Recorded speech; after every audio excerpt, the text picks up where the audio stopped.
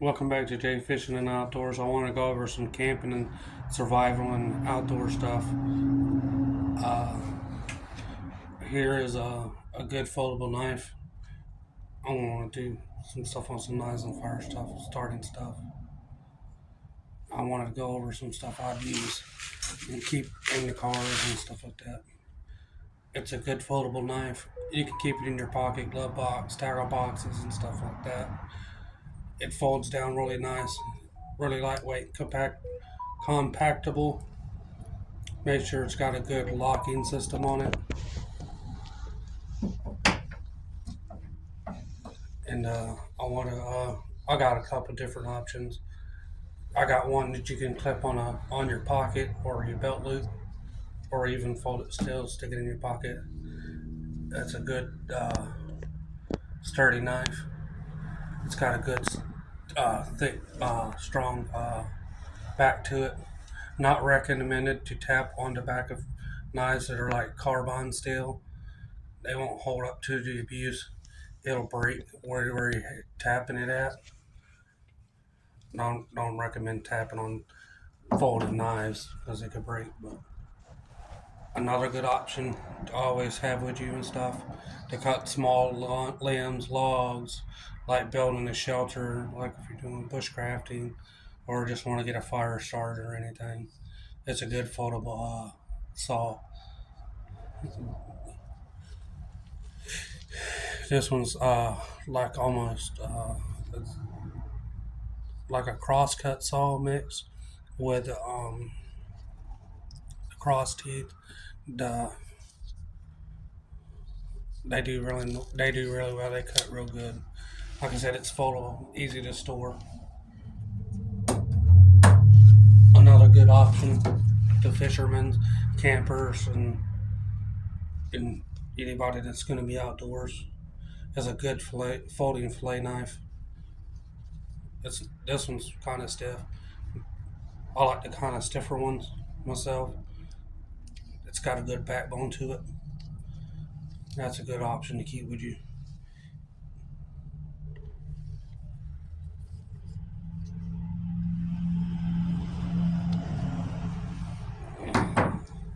Another good option. It's not a foldable knife.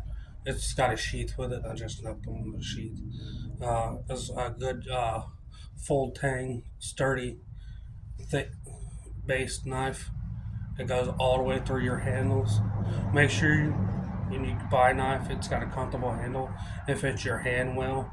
That's not like too small where you're going to be up on the blade, or too big where it's going to be flopping.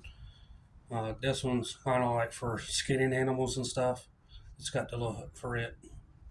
I like this. You can tap on this one, but I don't recommend tapping on those. I mean, you can. It's kind of got a good swing and chop motion to it. Would be easy. It's got a spot for you to tie your ropes through. You could like put it through your wrist strap. That's another good way in case you go to drop it, it'll just like hang or anything like that. Some folding knives has got the same option. Keep from losing. You can put them on like a little string or clips.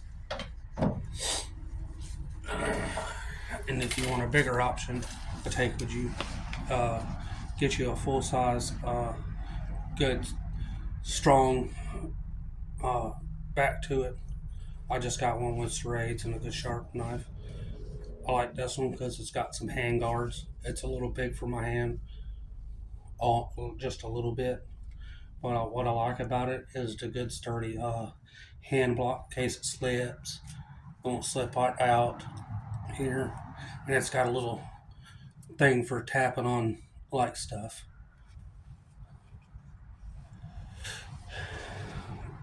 That's another good option in a knife. Uh, it's got some nice clasps to it. It's a button clasp, and you can hang it on your belt.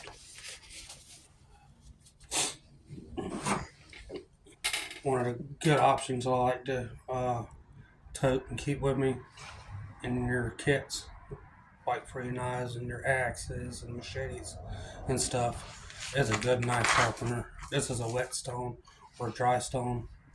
They got several different types of options for knife sharpeners. They got some really good ones they came out with. Uh, those are some knife options that are easy to store and kind of nice to have. I'd recommend those. Having at least the big one and a small foldable one. Some type of machete too. Get you one with a good thick, sturdy base. Any machete really will work.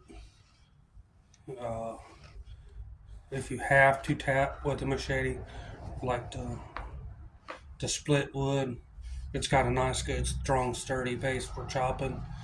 I tried this one out. It's really nice. It's got things for tapping and stuff, and it's got another one for you can tie a rope through. It's real nice. These saw blades, they only go into like a 1/4 inch groove or so. Like if you only need a small groove, like holding a rope or making a little notch to keep the rope sturdy, or like tethering something together, you can like cut and make the little notch where you can lay your rope in. That's another good thing I like about that one. I want to go into another thing. Uh, if you fish or there, it's a good fishing rod, little medium action. Keep you some extra tackle hooks and leads and weight in a little bobber. Make sure you got like a good, strong, sturdy line, so that if you're out and you get stuck or whatever, just where it's collapsible, a little easier to tow. Something kind of lightweight, like a medium light. Nothing too big. This one's a 5 foot one. When with just a normal push button one. There's a lot of different options in fishing and stuff, but just for backup and keep you some different types of jigs, some small ones and stuff. You never know what happens or what. It's always nice to have.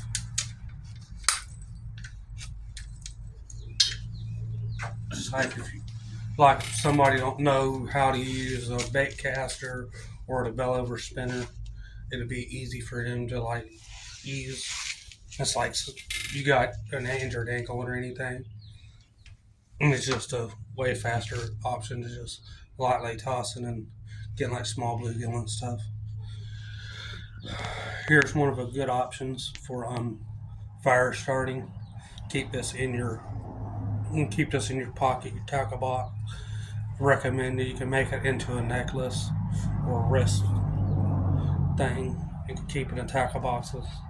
It's got two parts to it. It's got a ferrocerium rod in it. It's made out of multiple different types of metals. If you strike it, it'll spark. But what's around it is magnesium.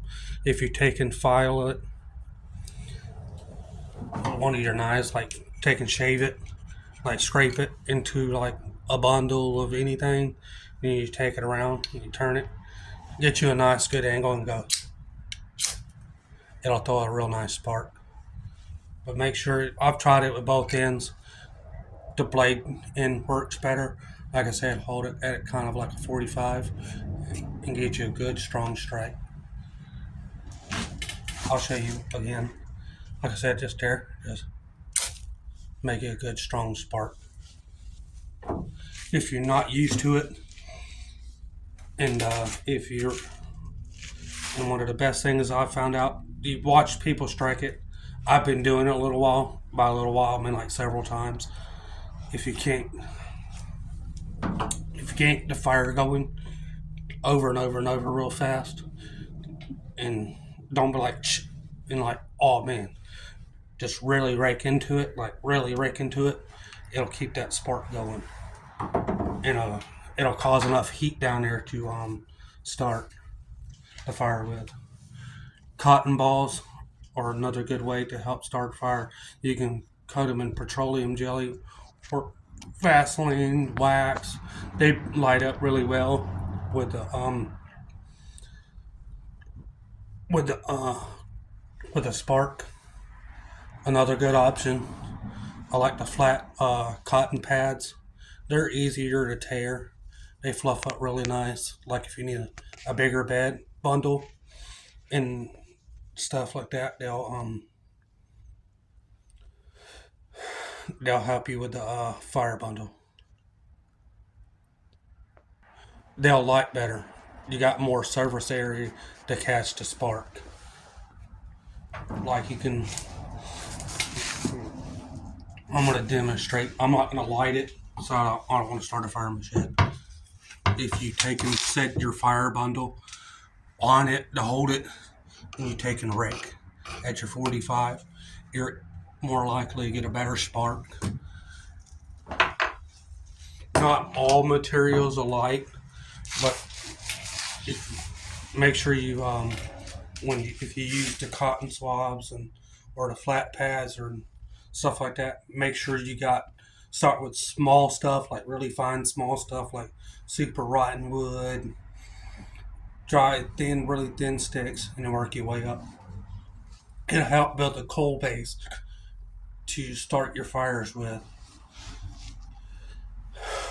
Another good option is a good long match. You can go buy the small ones. You can coat them in wax. What to save space and stuff. I don't have no short matches on me. I just made it easier for the camera too. Just a good, nice match. Need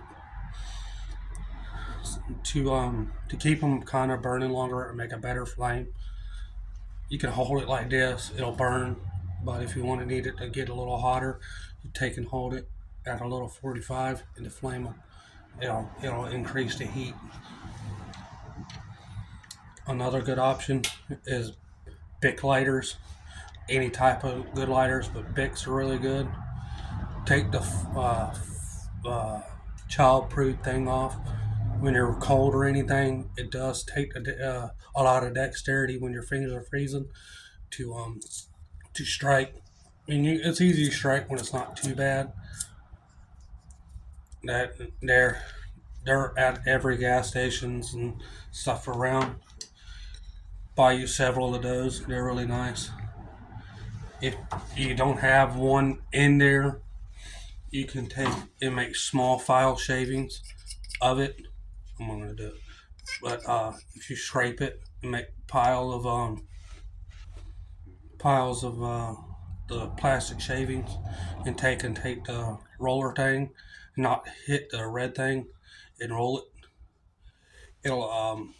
It'll help you start the fire.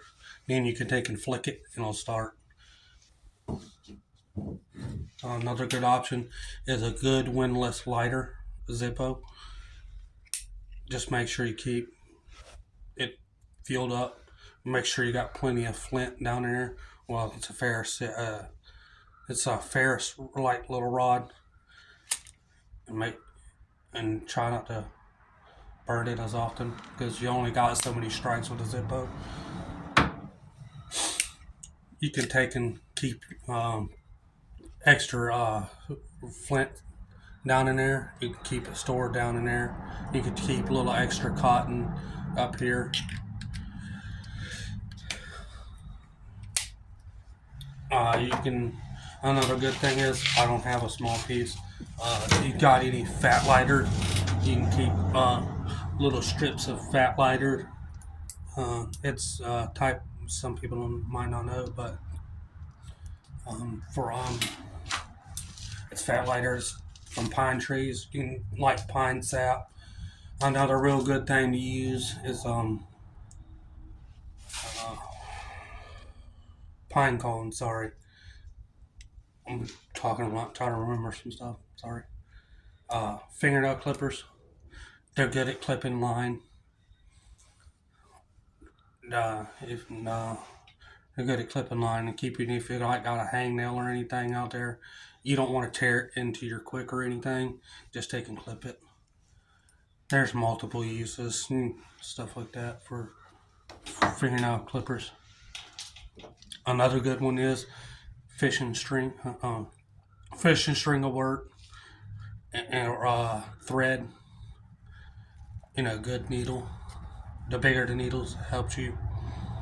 You can sew your tents up with it. Remove hooks with it. Like if you get one stuck in your finger, you take and wrap it around behind the hook, where when you pull it towards the way it's in.